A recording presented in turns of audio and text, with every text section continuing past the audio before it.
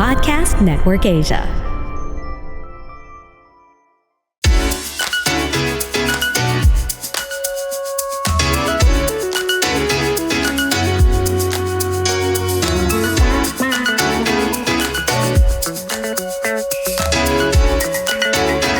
Welcome everyone to the 15th episode of the Major Podcast with Venus Ra. We want to say hi to our live audience via Zoom. Hello everyone! Thank you again for joining us. Maraming salamat sa inyong mga oras. And we will see you guys again later. This episode is brought to you by Céleteque. What's the secret to a healthy and rejuvenated skin? Regular cleansing is not enough. Try adding Céleteque Hydration Exfoliating Wash to your skincare routine, lalo na kung exposed ka sa pollution, dirt, oil, and sweat. Céleteque Hydration Exfoliating Wash is a smart cleanser. It deep cleanses and removes all the pollutants without being harsh on your skin. I-add to cart nyo na yan sa Shopee o Lazada. You may also visit Céleteque's official social media pages linked in the description box below.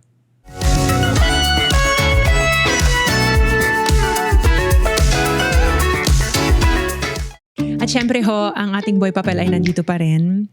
Kahit saan tayo pumunta, iba man ang ating setup. Kahit ho, sa Tagaytay na tayo or sa Baguio tayo sa mga susunod na panahon, nandito pa rin ang boy papel natin. Si Barts! Barts, thank you! Actually, kamay niya lang daw ma-expose sa araw na to. Ayaw pakita yung mukha niya. Alright, let's read our letter.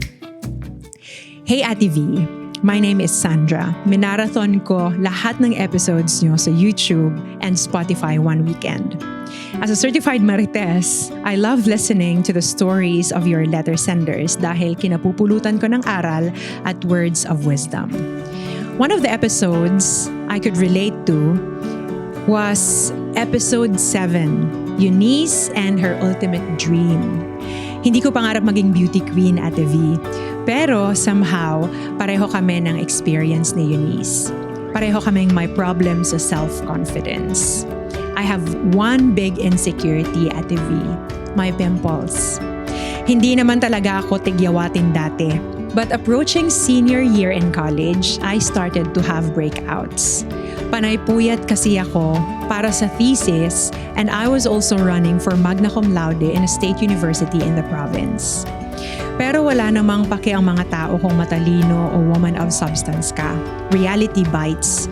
People usually judge us and measure our worth by our physical appearance. Sana, after a few years, I look better at TV. Not simply because I want to be admired, but I want to be an inspiration sa ibang mababa ang self-confidence. Hoping that someday I'll have my own glow-up story. Yung tipong nakakalohang before and after. More power to your show. Sincerely yours, Sandra. Sandra, thank you.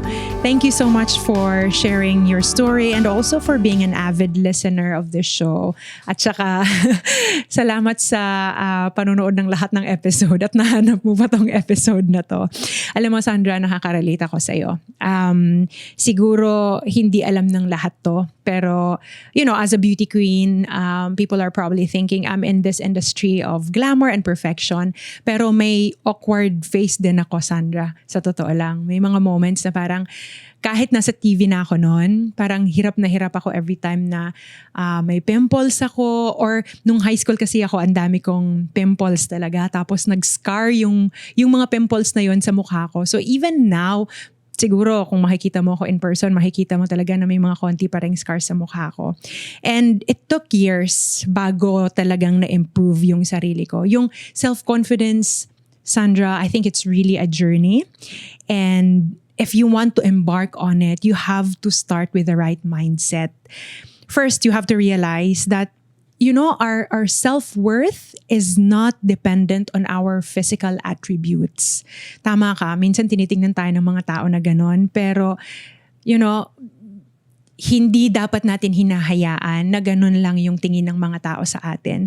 The world tends to judge us superficially, but don't let that measure you. Don't let the world measure you the wrong way. Sabi mo kanina, Sandra, you are magna cum laude. That's amazing. That means you're smart. That means you're a woman of substance.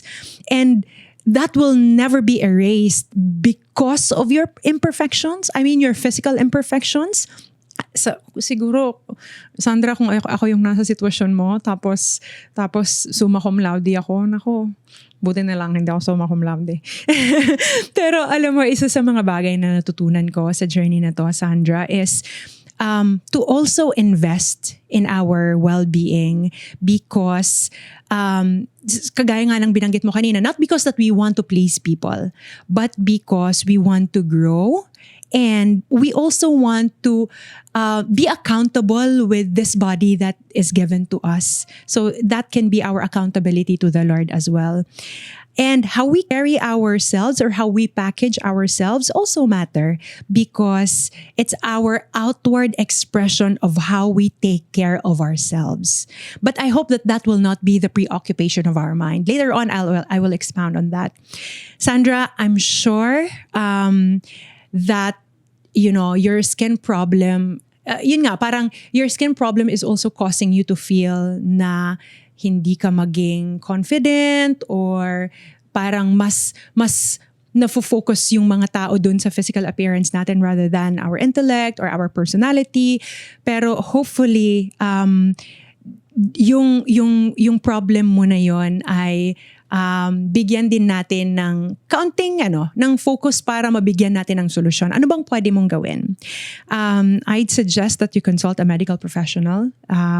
For sure, they can help you pinpoint yung cause na pinanggagalingan nung skin problem mo at makakatulong din sila para ma-clear yung skin mo. One practical advice that I can give is avoid popping your pimples. Kaya nagkaroon ako ng mga scars, Sandra, dahil yon sa feeling ko dermatologist. Pag may lumalabas na, may operasyon nang nangyayari. Wag mo akong gagayahin, Sandra.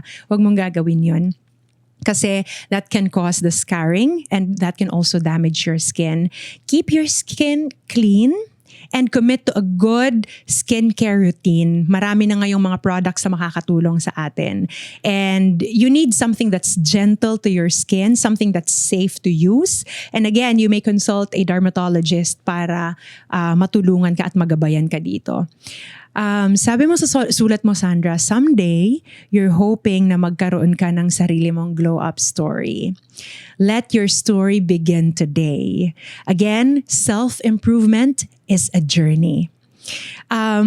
It can be frustrating in the beginning. Parang may ginagawa ka pero hindi mo pa rin nakikita yung improvements. But I hope that you will commit to it. You will commit to that journey. Kasi hindi siya pang mabilisan. Talagang journey siya na pagdadaanan natin. I'm sure mas magbo-bloom ka pa when that time comes. And I hope that you'd feel beautiful both inside and out. To all our listeners who are struggling with self-confidence because of how you look, here are 3 takeaways that you can get from today's episode. Number 1, cultivate a positive attitude towards yourself. Be mindful of the way you speak to yourself. Negative self-talk will only reinforce insecurities and damage your self-esteem. Remind yourself of your strengths, achievements, and the things that you like about yourself. Importante yun. Kasi siguro naman meron ka naman din talagang na-appreciate sa sarili mo. Siguro naman there's really something that you also like about yourself. So you can also check on that. Surround yourself with positive influences and supportive individuals who can help uplift your self-confidence. Number 2, focus on self-care, but balance it out with being selfless. Taking care of yourself physically and mentally can significantly impact your self-perception. But don't let that consume you. Anong ibig sabihin ko doon? Actually, minention ko yun sa advice natin kanina kay Sandra. And the reason why I want to say that is because I myself also went through something like this. I have a phase where I was like, ang hirap naman pala talaga when you're aging. Nakakakita na ako ng wrinkles. And even at this age, may mga pimples pa rin na lumalabas once in a while. And I feel like, hindi na talaga nakaka-keep up yung 35, hindi pala ako 35, 34. I'm turning 35 this July. Happy birthday to me. Yung 34-year-old self ko, parang pag kino-compare ko siya dun sa kabataan ko, hindi na sila parehas. So there was a point where I was really praying and I was like, Lord, I don't want to be preoccupied by this idea of chasing the fountain of youth or chasing beauty in itself. I still want to continue to chase you. I still want to continue to focus on you. And I know that when I'm focused on you, I will have this joy within my heart. When I'm focused on other people, when I'm helping other people, I have that, joy of satisfaction and really living out my purpose in life. So, kung masyado akong focus dun sa physical appearance ko, baka masyado akong maging depressed because of the reality na talaga namang aging is a reality and it will come. So kung hindi ko siya i-embrace at mas mag-focus ako na dapat ganito pa rin ang itsura ko hanggang ngayon, I will probably have a difficult time. So yes, self-care is important, but balance it out with being selfless and do not chase that idea per se. I hope that we will continue to have an idea na the joy of the Lord is still our strength and that is still the source of our beauty, and other people can see that as well. I just want to share that to you guys. Number 3 is this: seek help when needed. I think this is a more practical advice that we can get. There are a lot of professionals who can help us become the best version of ourselves. If you need help with skincare, you can consult a dermatologist. There are other personality development courses that we can take and we can enroll in. We can also check the kind of food that we eat. Are we eating too much oily food? Are we eating vegetables? Are we eating fruits? Baka naman yung pinanggagalingan ng skincare problem natin ay yung kinakain natin mismo. Sometimes we may need counseling from, let's say, life coaches to help us achieve our full potential. And I hope that we will have a support system that, for example, our family, our friends, or even our church community to help us process these things. Kagaya nga ng sinabi ko kanina na if I'm too focused on myself at walang tumutulong sa akin to process that, I might be consumed with the idea that I should be beautiful and youthful all the days of my life. Well, that will not happen. But I hope that you learned something from this episode, and I hope that this also helps you, Sandra. Before we say goodbye, I want to say thank you again to all our live audience via Zoom, guys. Thank you so much for your time and your support. And a while ago, we had a little game and we're giving out prizes to the winners. Yay! So first time po natin na may pa-game. Nako naman. Congratulations to Phoebe Flores, Diana Dominguez, and Angela Agpawa. Congratulations, guys. You'll be receiving skincare items from Céleteque. Céleteque, thank you so much for sponsoring this episode. This is our last episode for this season. Thank you for joining us from episode 1 to episode 15. But we will be taking a short break. Pero pagbalik ho namin, we really want to improve our show for you. Kaya abangan nyo ho ang pagbabalik ho namin. Thank you again to all your support to the show from the beginning until today and hopefully until the next seasons of the Major Podcast. To all our followers on Instagram and TikTok, maraming salamat ho sa inyo.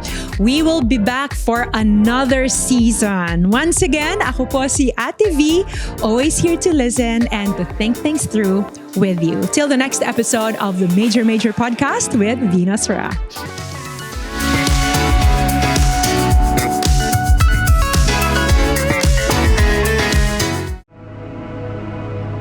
The views and opinions expressed by the podcast creators, hosts, and guests do not necessarily reflect the official policy and position of Podcast Network Asia, the hosts of the program, or other programs of the network. Any content provided by the people on the podcast are of their own opinion and are not intended to malign any religion, ethnic group, club, organization, company, individual, or anyone or anything.